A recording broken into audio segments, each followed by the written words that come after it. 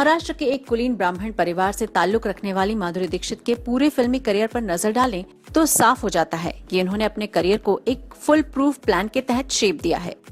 माधुरी दीक्षित का स्टारडम किस्मत और मेहनत का अद्भुत मिश्रण नजर आता है। 1984 में राजश्री प्रोडक्शंस की फिल्म अबोध से लेकर गुलाब गैंग तक माधुरी ने अपने करियर में कई पड़ावों को देखा है।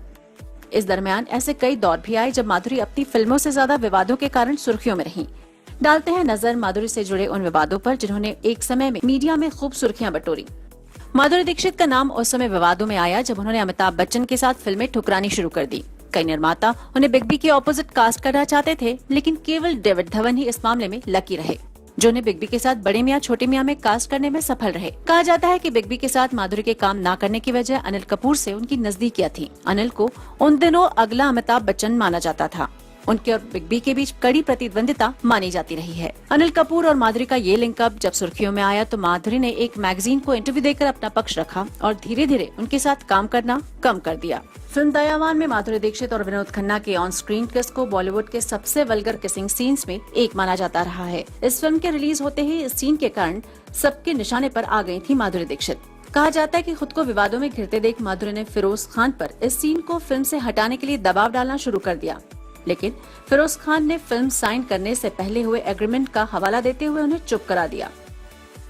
माधुरी ने कई बार इस किसिंग सीन को लेकर सार्वजनिक मंच पर अपना अफसोस जाहिर किया है।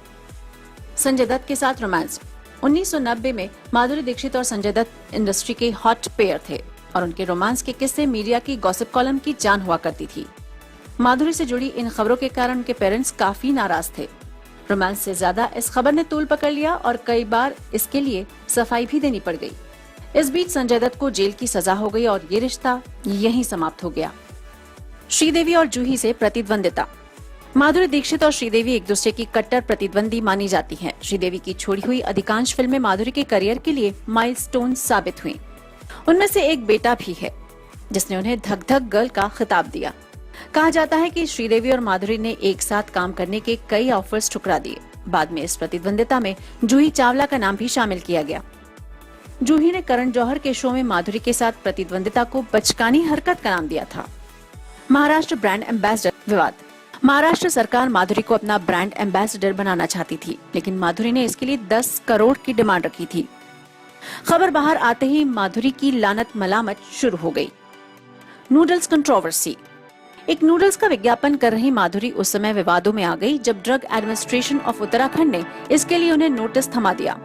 इस नूडल्स को अनहाइजीनिक मानते हुए सरकार ने इस पर बैन लगाया था, लेकिन जब इस विज्ञापन में माधुरी नजर आती रही तो उन्हें अरेस्ट करने की धमकी भी दी गई।